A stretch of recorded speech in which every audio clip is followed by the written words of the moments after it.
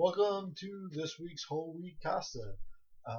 There's a lot of good things to talk about this week, but first we're going to start with the beer table. Kev? So this is a beer from the Conshohocken Brewing Company. They were founded on the same American industrial spirit as the borough for which our brewery is named.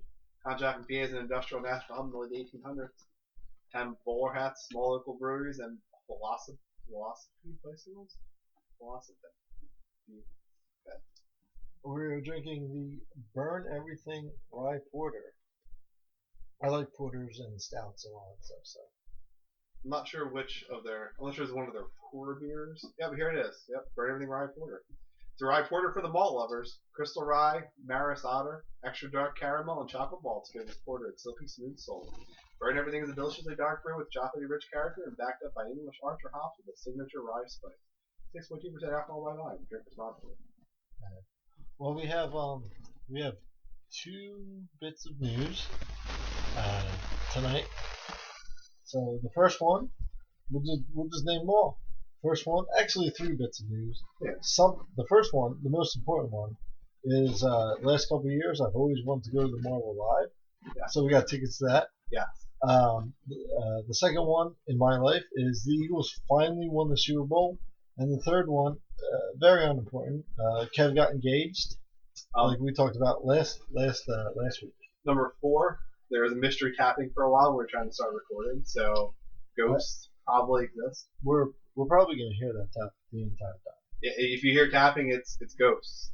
We investigated the entire studio. We're not tapping. Beer table's not tapping. Nothing's tapping.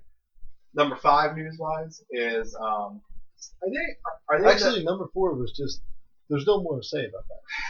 Well, no, I mean the topic was covered. So we kind of skipped ahead to number 4 and then covered it. Yeah. Number 5. Are those the mule cups we used from last week? Yeah, I still haven't watched them. Yeah, so good. Yeah. So number 5 also covered. Yeah. So we can circle back. It's Marvel Live. I think it's gonna be pretty awesome. So I don't know. I feel like ordering tickets online though is one of the things that I feel like whatever you do you have to talk about it, even though no one cares because everyone's gone through the same experience. But for the three of us, for me, JD, and Sam, $99 for our 3 tickets. Final price $149.50. Wait, can you go over that again? So the price for our tickets was $99. $99. The final price after fees is $149.50. $149. Yes, there were $48.50 in fees. So that sounds good. And I guess there's no children's tickets. No, there's just adult tickets. Oh, okay, yeah. But I saw it like a couple of years ago. I saw it, and you have like Captain America riding a motorcycle and like doing awesome. jumps, and like Spider-Man, and some people were like, "Why would you want to go see that?" And I'm like, "Well, why would you want to buy all those shoes?" Yeah. Exactly. Yeah. It's definitely gonna be worth the $50 ticket. I would have preferred to buy the $50 seats than the $33 seats and pay $50 for them, but it's still gonna be awesome. Why didn't you? Because then we would have paid like $70. Yeah, that's not doable. Yeah. $50. Giving you $50 is doable. Giving you $70 not as doable. We're also paying $3.50 for the privilege of picking the tickets up in Wolf Hall, and we are paying $4.50. And this is total for all 3 tickets for the privilege of ordering them online. Whoa! But I'm pretty sure if you bought them at the box office, it was the same. Yeah. So. Yeah, they're gonna just kill you with fees. Just kill you. They'll make more off the fees than the actual ticket. Basically, yeah. I mean, it's it's a third of the entire cost. Yeah. So next week we'll let you know how Marvel Live was. It's probably awesome. Yeah. I mean, I think. Oh, we're going with Kevin's son, and he's what, 3? Yeah. We're totally gonna have a better time than him. Yeah. So he's a huge Spider-Man fan, and he knows who the other guys are. I don't know, he doesn't watch them as much, but he knows who the other guys are. I think he's gonna be pretty excited. I feel like Spider-Man's in all the promos for it, so I'm he's pretty featured. Well, he's gonna do like all the aerial stuff, and then there's gonna be fights, and then from last year they had a Godzilla. Oh, really? That's awesome. Not Godzilla. Hulk. Okay, a little different. Yeah, why would Godzilla be in there? Like Yeah. Toho Studios is like, you know what, we should add Godzilla. And Marvel's like, I guess so. Yeah. There's a thing online. It's like on Reddit. It's a subreddit. It's like who would win, and every time it just ends up people are like Hulk would win, or like Batman. You're like, stop, guys, knock it off. And then like there's one like everyone's also like Godzilla would win. I'm pretty sure Batman would never win anything. This is I have a real issue with Batman versus Superman because I could be wrong, but I'm pretty sure Superman's like an alien with superpowers, and I'm pretty sure Batman is like a dude with like a fancy belt. Well, what's it called? Have you seen the Justice League movie? Nah. They kind of address that. Yeah. What And do the they? Flash, the Flash is like, "What's your superpower?" And Batman's like, "I'm rich." Yeah. And then there's another part where they awaken. Spoilers: they awaken Superman, and he's like real angry, and he grabs Batman by the head, and he's like, "I'm gonna crush your head." That's what happened. Yeah, that's. And neither one of them in the comics or movies want to kill. If I was Superman and or Batman and a bad guy just kept coming back, Yeah. I would just kill them. Yeah, well, that's the thing. I mean, with all the other problems of Batman versus Superman, I just couldn't do the initial suspension of disbelief. I mean, the first time Superman really punched Batman, his head would cave in. That would be the end of the movie. Right. It would be like 30 seconds long. He punches them, and then his head's gone. Right. He's not a superhero. Well, he's a superhero. He's just not superpower. But he's a superhero in the same way that Tony Stark's a superhero. Right. Tony Stark's not a superhero. Iron Man's a superhero. Tony Stark's a guy that wears a fancy suit. Right. And Batman is not wearing the same sort of protective suit that Tony Stark has. Well, when he fights him at the end of it, he's wearing like that thick armored suit. Yeah. But I still think Superman could just crush that. Yeah, I mean, Batman's normal thing that he wears would be like Tony Stark with the arm cannon on, like just the glove, fighting somebody. Like that's what it would be. Like still, if you punch Tony Stark in the face, it'd be bad. It'd be bad for him. Right. I don't know. Just because in the Iron Man suit he's powerful does not mean that in real life he's powerful. So Batman, totally flawed. Yeah. So on to the next one. Eagles winning the Super Bowl. Yeah. Which is easily, and I texted this to you. I called like 8 people. Easily one of the greatest nights of my life. Yeah. I was remote. Yeah, I don't want to hear about it. Yeah. But you're remote because of your son. Yeah. Nothing to do with the Eagles. Yeah, the Eagles game was awesome. So the actual game, I mean, so I had the thought like once during the game, of like I was pretty sad that Sam wasn't like a little bit older, so we could really enjoy it, and he went back to his mom's house like right before the game started too. So even if he didn't, like I would have rather had him there, even like, if he didn't really understand what was going on. So I watched it at my parents' house, and like my aunt and uncle were. So it was like pretty cool to watch it with them, because everyone was like super excited. You know, even though I was like a little sad about that, I totally into the game. Like we were all freaking out, like yelling, screaming, like more than I had for any other football game in like a while. It was just an awesome game. Well, my friend Nate flew in from Gunnison, Colorado, via Denver, but that's a 4.5 hour trip. To Denver. He flew in for a couple of days to watch the game. Yeah. We got tickets to Nick's Roast Beef on Tottenham Avenue. Yeah. And it was $40 all you can eat, all you can drink for the buffet, and then like beers and I didn't even drink that much. Yeah. But the last two minutes was like the most nervous I've ever been. Yeah. And then they stopped Tom Brady, and every time like I guess like 25 seconds between plays, they have 40. But like that 25 seconds where they're not really doing anything, the whole bar is like quiet.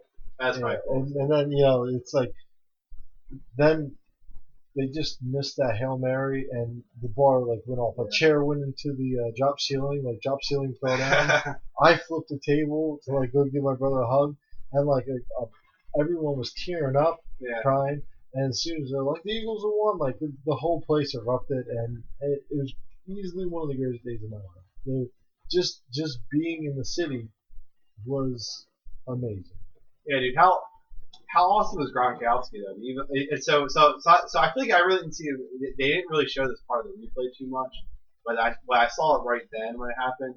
Essentially the whole game was Brady Gronkowski on their side, and even on that last play, the whole play was Gronkowski's going to go in the end zone and try to catch the ball.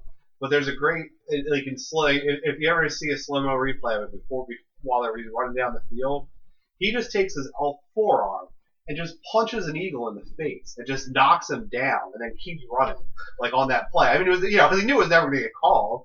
He knew he could do pretty much whatever he wanted at that point. The goal was just to catch the ball. Whatever happens. But I don't know. He's like superhuman.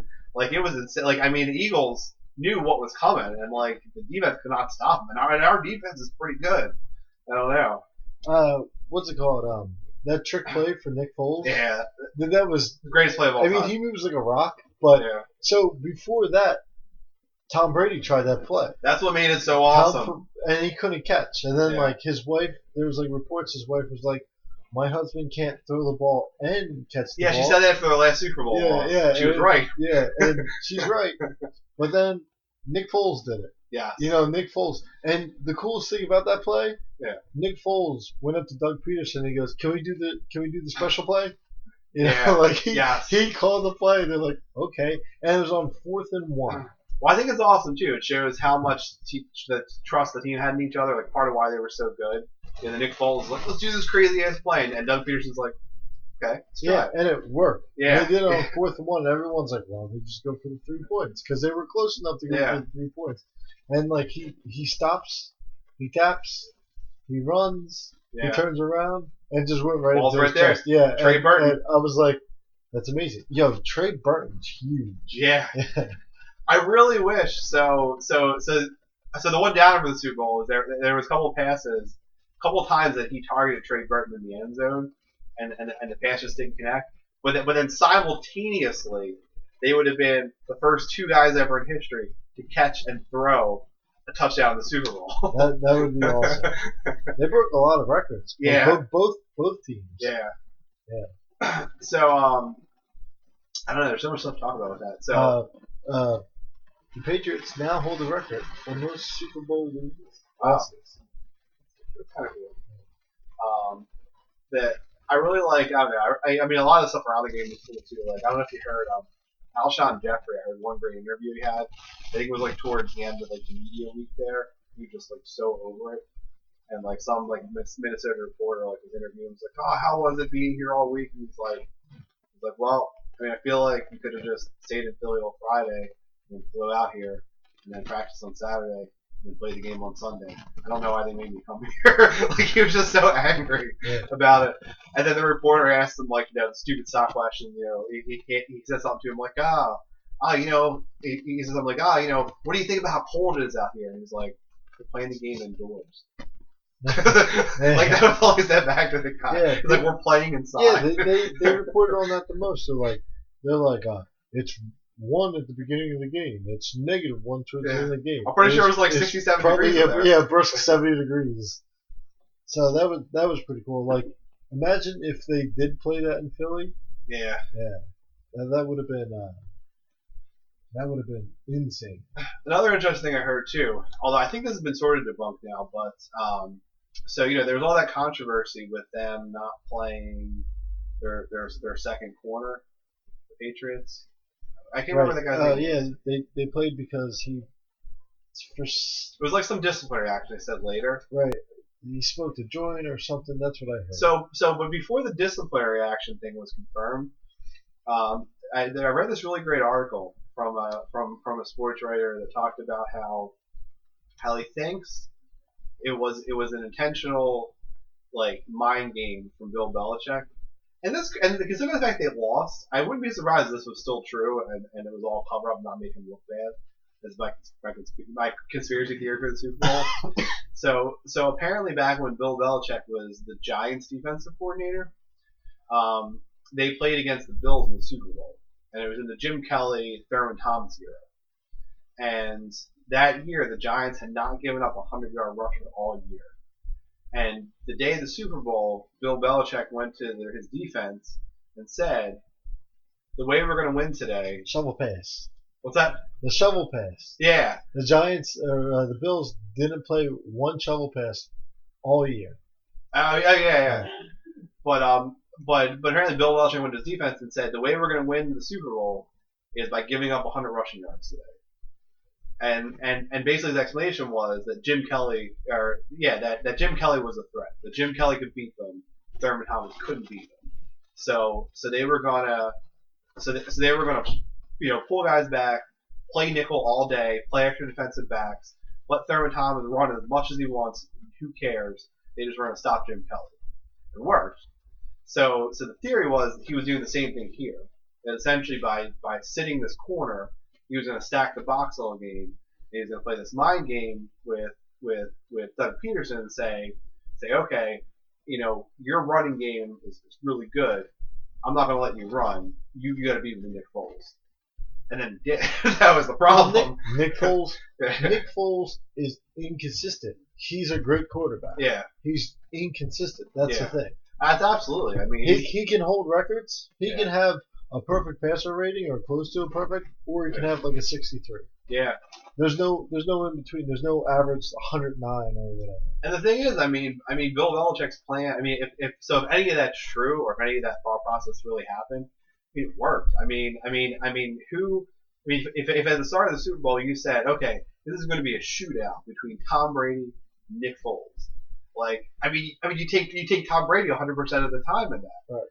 But that's exactly what happened, and Nick Foles won. I mean, that's insane. Well, Tom Brady did an excellent job. I would tell you, that's what I'm saying. Tom Brady was great too, but Nick Foles was even better. Yeah, but that game you were talking about. Yeah. Bill Belichick said they haven't played. He watched all the tapes. He said they haven't played one shovel pass all year. I'm pretty sure it's the same game. Yeah. And he goes, they're going to play the shovel pass. Yeah. So they kept doing it, and they kept stopping it. Huh, and he kept awesome. stopping it. Like he's probably, as far as coaches go, the GOAT. Yeah. Oh yeah, absolutely. So the thing that I thought was different though, maybe part of why they lost, even though the offense didn't lose in the game, but if you think back to years past with the Patriots, it was always this more of a team thing, sort of like what the Eagles had this year. It wasn't like a guy you could stop. It was you had all these guys that were like pretty good players, but like they fit together just right. It wasn't like Brady just had all these big name receivers or had all these big name running backs. Like he's had good players around him, but it's been the plan and the scheme. It's like sort of like what Andy Reid always said he was doing, but like it was never good enough. But like this year, they didn't really have that. The Eagles shut down the rest of the offense. The only way that and you can see like the halftime adjustment from Belichick seemed to be, we're just going to throw everything to Gronkowski. Like for the entire second half, we're just going to. I want to play something for you. Yeah. The Gronkowski. Yeah. But he basically, that seemed to be the halftime adjustment. Basically, like we're just going to throw the ball to Gronkowski 100% of the time, and it basically worked. They ran up and down the field with him because he's superhuman. It's ridiculous. All right, I'm gonna play. It's real bad. I won't be able to hear it. I know. I'll have to.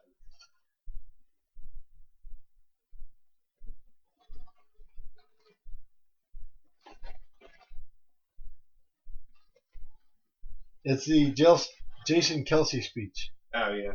It's the greatest speech ever. Yeah. Did you watch the parade? Yeah. The Jason Kelce speech? Probably not picking it up, but I was saying, is it playing now, or we just silence it? Yeah, it's silence. But okay. Yeah. You can Google the Jason Kelce speech. The Jason Kelce speech at the Eagles parade is the best speech I've probably ever listened to. I just thought sports related. I Have a Dream's pretty good. Even as far as regular speeches go, it's up there because he was just so honest about it all. Right. Just for him to come out and be, and it was great. He called everyone out. I like how they started with Howie Roseman because he sort of, Howie Roseman was such a big part of this team, and I don't think people really thought about it much. I thought it was cool to start with him, and then to go to Doug Peterson. I love that he called out Mike Lombardi by name. He's like, oh, and that's what he's gonna say. And then some clown, Mike Lombardi. Yeah. That was I cheered at that part. That was awesome. Right. And then the fact just went down the line. It's like, and they said Lane Johnson couldn't get off the juice, and they said Jay Ajayi was too slow, and Garrett Blunt was too old. Yeah, and then he's like, Jason Kelsey's too small. Like, I mean, for his position, he's kind of small. He's 6'3", 295. Yeah. But he's a beast. Yeah. He stopped one guy one time by picking up with his one hand and throw. Yeah. And then he got a roughing, or not roughing, personal. Like personal conduct. Yeah, yeah. Like he they're like, you gotta sit down, because he's so powerful. And then that speech and he kept saying, people were like, no curses, but I think Comcast Sportsnet they played it all. They played it all, and then they apologized at the end. Yeah. Yeah, that was great. Yeah, I mean, I didn't. So I was waiting for that song because so I saw What? post. We're Philly. Yeah. Yeah. Because I saw people post on Facebook, and a couple people I knew actually recorded him singing it from the parade route. Yeah. So I was wondering if he was gonna do that, but I was surprised when he said, "Oh, you know what we say to those people? Fuck them." I wasn't expecting that. Yeah. So. Yeah. What is it? We're from Philly. We're from what does it go? No one likes us. No one likes us. We don't care. Yeah, it's something like I basically we're from Philly. No one likes us. It's like we're from Philly, fucking Philly. No one likes us. We don't care. Yeah. Those are the words. Yeah. It's a soccer song. It's from the Sons of Ben. Oh yeah. Yeah. Which is even cooler that he referenced another sport in the city, like one of their things, that makes it even more sort of hometown that he, where it came from. And it's crazy too is Chris Long was super supportive of it, and he just won the ring last year with the Patriots, but he was totally about winning with Philadelphia.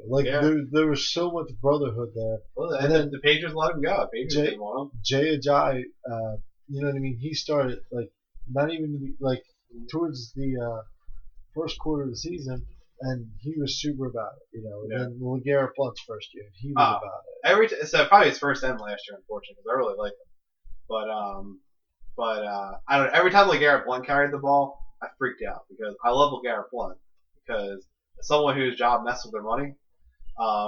Basically, the reason why Garrett Blunt's here is because Garrett Blunt helped the Patriots win a Super Bowl, and then the Patriots said, "We're happy to have you back. We just need some of your paycheck back." Yeah. So. Jason Peters, he should be back next year. Yeah. And I saw a picture of him and Carson Wentz. Yeah. And he's been out most of the season, and he is humongous. He has been working. He's definitely been hitting the weight room. His arms are the size of his head. Do you remember? I should just look this up because I've referenced it multiple times when talking to people. Do you remember why they brought Peters here? Do you remember that? I don't remember the exact story, but it was basically they had that draft pick that was the offensive lineman, the guy that sang the Michael Phelps song, and he was crazy, he missed games because of mental illness. And Jason Peters was his college roommate. So they signed Jason Peters and they signed that guy's brother just to try to get him on the field. I never heard that. But they did say Jason Peters is too old. Yeah. And he's one of our top linemen. I'm gonna try to look it up. I was trying to look it up the other day and I couldn't figure out how to. I'm gonna do Eagles Michael Phelps song. Yeah. But how do you think Carson Wentz? Carson Wentz was the drive to get us here. Yeah. But how do you think Carson Wentz felt that he didn't actually win the Super Bowl? I think fine. Sean Andrews, that was the guy's name. You remember Sean Andrews? No. Without Carson Wentz, we would have never made it. I don't think. But I think that Carson Wentz was 100% supportive Oh, he was 100% supportive, but it would have been great if he threw like the final touchdown. I don't know. I got the impression just from what I saw of him that he was not in any way like upset about and like not. I'm sure he would have liked to play, but I mean he never had any indication that he like. No, he earned every inch of the way. He earned that ring too. Yeah, yeah. This is definitely the guy. Sean Andrews, Stacey Andrews was his brother. Yeah, Sean. They sound familiar. Yeah, so I'm trying to see if they reference it in his Wikipedia. Yeah, here we go. Yeah, he mysteriously departed the Eagles at the end of June 2008. He failed to report to training camp, and without being excused, said unexplained personal issues. He was suffering from depression, was seeking professional help. He missed 17 days of camp. Yeah, and then the following, and then that was part. Yeah, so that was part of why, because that was when they signed Jason Peters, and that was part of the reason why, because Jason Peters was his friend, and so not only did you get star Jason Peters, but you got this guy who had the physical talents to be a star potentially back too. So it was like 2-for-1 to sign Peters All right. when they did sign him, and then his brother Stacey Andrews was a really good player too. So basically, like most of the offensive line for like a year or two was like this guy's friends. All right. But yeah, he's also the guy. If you look up Sean Andrews, Michael Phelps, he did a Michael Phelps rap. Well, the Eagles have a ring. No more jokes about the Eagles not winning Super Bowl. So although I did see a meme about that. I mean, yeah, they never won a Super Bowl, but there's there's all these jokes that are like, oh, the Eagles no rings or whatever. I saw a picture online of the rings from the 1948, 1949, and 1960 NFL championship games. Yeah. Or the Eagles, in fact, had championship rings. We have championship rings, but we don't have Super Bowl rings. Yeah. There's a big difference. Oh, that's what I talked about before when you're talking about Nick Foles calling that play. So the whole convoluted story, but I just mentioned rings. It was a total segue into your ring, but keep going. Yeah, no, don't worry about it. So like the movie part of the story was that, like I was saying, I was like, I was actually like pretty depressed the next day. Like I didn't watch the game with Sam. And it's weird when everybody else is like really happy and excited, and like you don't feel that way, and then you feel like even worse. So I was like pretty mopey for a couple of days last week. And then Sam came over and we watched like the parade on TV. I mean, he didn't really watch it, but like he saw like part of where they're actually dropping each stuff, and then I watched it. But it kind of, but it made me sad because then I've listened to WIP all week, and guys are talking about like, oh, they watched it with their dads or they watched it with their kids. So it was like sort of like bittersweet week for me. But the thing that really kicked it off was, and I feel like you don't really watch this, but have you ever watched like the Comcast post game show? Not really. I'm not a big post game. See, I really like the post game stuff because I like, especially if it's a good game. Like I like to like sort of like see the analysis and the numbers and like relive it a little bit. I think that stuff's cool. Like which I think I might have brought up on Holy Costa previously. I think it's weird that like there's some guys like me that like the post game stuff. So like I'll watch a game and then I'll watch like an hour and a half of analysis about the game, and like for me that's part of the game experience. And for other people, they don't watch any of that. They watch the game and then they move on to like 4 o'clock game or whatever. Hey, well, there's a reason. Like I don't need people breaking down stuff that I just watched. Like it's just like when people break down movies or something like that. Like see, I like that stuff too. You'll watch an hour and a half movie and they'll break it down for like 2 hours. Like a science fiction movie, maybe. Yeah. Like I'll watch analysis on that. Like what people were thinking, or like Game of Thrones, like motivations and everything. But you don't need to watch like a cop movie and then watch an hour and a half of analysis. See, I like the analysis. I feel like I mean, if it's done well, I mean, people draw out things maybe you didn't think of, or things that like you notice, then you feel smart because you notice it too. I don't know. I just feel like it's for some things that I think can add a lot. I think for me, for like sports, I think that stuff adds a lot. See, I like watching things multiple times and trying to figure it out myself. Yeah. Like see what I missed last time. Yeah. I think that's true for I think for movies that's true. Like, I don't think I'd really watch a sporting event again. Although I had thought about that after this thought. Oh, the Eagles Super Bowl win. I watched most of that again. Well, okay, so I'll get to that thought first. So but on no commercials is much better. So my thought about that is I was thinking about this week actually, whether I would watch Super Bowl again. Because I never really watched a sporting event over again. But I think part of it is because every sporting event we've had in the city has basically been meaningless. You know, like every once in a while they'll play the Eagles like when they won the NFC Championship in 2004, or they'll play the Flyers. They'll play the games like sometimes on like Hockey Network where they like came back down like the 3-0 deficit to Toronto and came back to win the series. Like they'll play those games. You know what? 2004, the Eagles lost the Super Bowl. In 2000, whatever year that was, Flyers lost Stanley Cup to the Chicago Blackhawks. So you know what? So those great comeback games don't mean anything. They're totally meaningless games because in the end result was failure.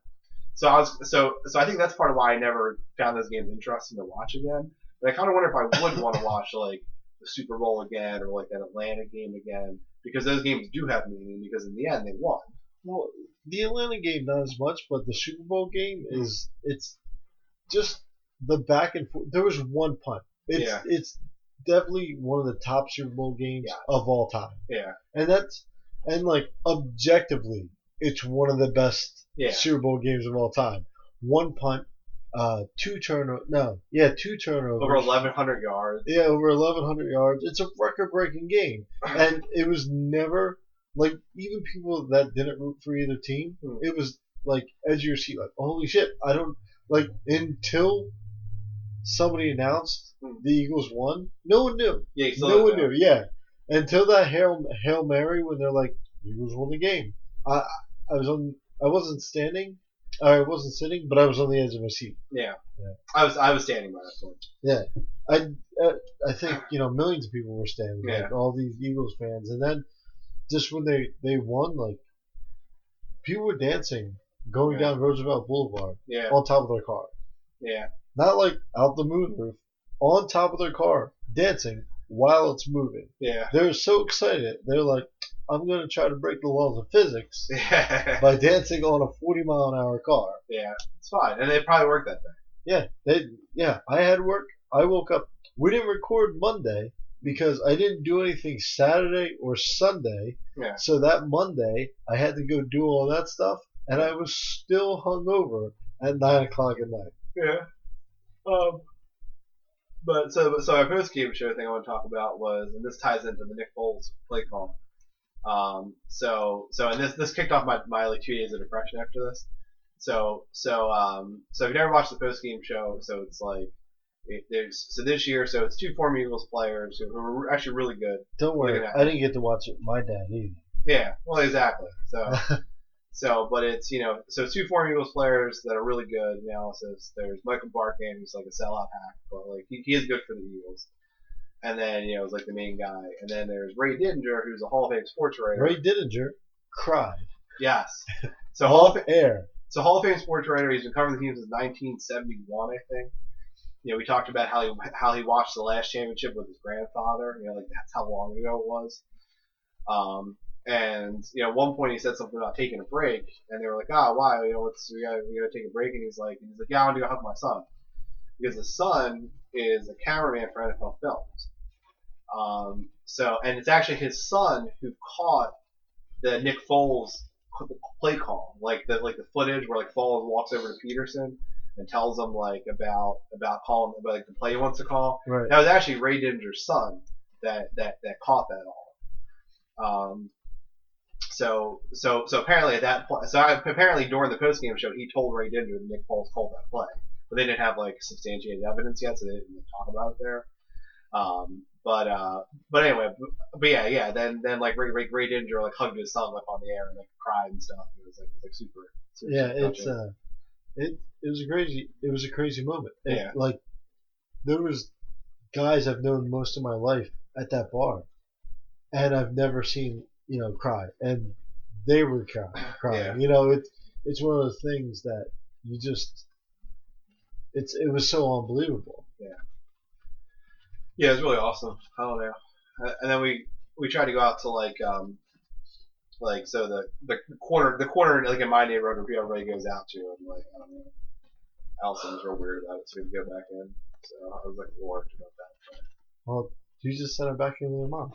I mean, I could have, but I mean, I wanted to be there with my parents walked out too. Like I wanted everybody to be there, so I walked back with them. I mean, I could have just done that, but then my mom told me yesterday that she really wished I had stayed because she was like, she basically had to like drag my dad home because he got like so drunk out partying on the corner with like all these people. She said he went up and like hugged a cop and she had to like pull him away. Yeah. And we were shaking champagne. People were drinking on the streets. It was just so happy. It was so happy. You know what? This irked me a lot. Chris Collinsworth? No, I don't mind Chris Collinsworth. Whatever. I wasn't paying attention. I was watching the game. I wasn't. This writer for New York Times, I think, or Inquirer or something like that. He wrote he tried to make a correlation that didn't need to be made, and they're like, well, white people can have a riot like they did after the Eagles won, but the Black Lives Matter. I did see that. Did you see that? Yeah. It's such I'm pretty sure black people also celebrated the Super Bowl. Yeah, there was and anybody who rioted, like damaged, the cops arrested a bunch of them. But it's like they try to make that seem like a riot. I mean, there's a clearly defined definition of riot, and I was there. That writer obviously wasn't there. Yeah. When you have hundreds of thousands of people hugging and dancing and screaming, like they didn't post a picture of the people propping the guy in the wheelchair up, like holding him up, like shaking, like how his celebration, so he's above everyone. They didn't post that, They didn't They just post the people getting in a fight, in the gas station or. One thing, that's what the media does. Yeah, or people flipping the car. It's literally the one thing Donald Trump is right about. Yeah, it's about the media. Yeah, anything that was negative, they showed, and the cops arrested most of those people anyway. And the guy made this thing like, why can't black people do it? And it's like, you're missing the point of everything. I think about that too. So, and this is a tangential Donald Trump point. So the whole, I mean, if you really want to get into like Donald Trump criticism, one of the worst things he does is whataboutisms. I think we might talk about this before here. Where it's like, he could do something bad because what about the other guy that did something worse? Right. So essentially, this writer is essentially criticizing white people and propping up essentially I'm assuming he's someone that also would be anti-Trump from the stance he's taking, right? And is using a Trump tactic as his argument. So essentially, everyone are assholes. The media is mostly fake news. It's true. Like, I don't know. It pisses me off. Well, that's the thing though. That writer obviously wasn't there because he didn't understand. He didn't see the love that everybody was doing. And I was in North Philly, where it was mostly black guys. You're on Roosevelt Boulevard. That's not North Philly. When they came out, it was northeast. Yeah. Yeah, but it was. You were like 15 miles from North Philly. Yeah, but no. They started shooting guns in the air and all that other stuff. It was pretty terrible. You're in the Roosevelt Mall. Yeah, but you get what I'm saying. But there was so much like love in the air. Yeah. When everything let out, and then it was with Broad Street, and then South Philly and Center City and everything. You just get like a couple idiots. Yeah. That's the thing. When you get that many people, there's got to be idiots. Right. And like no one ever mentioned the part where when Dallas won a playoff, some guy stabbed another person to death. How about the fact that outside of Boston, 2,000 people rioted and did burn down stuff and break property. Right. I mean, I literally saw that as like linked on people's Facebook stories. I did not see that reported nationally anywhere. Right. Because it's not popular to call Boston out on things. Yeah, it's popular to call Philly out on things. So this writer's trying to correlate two totally different things.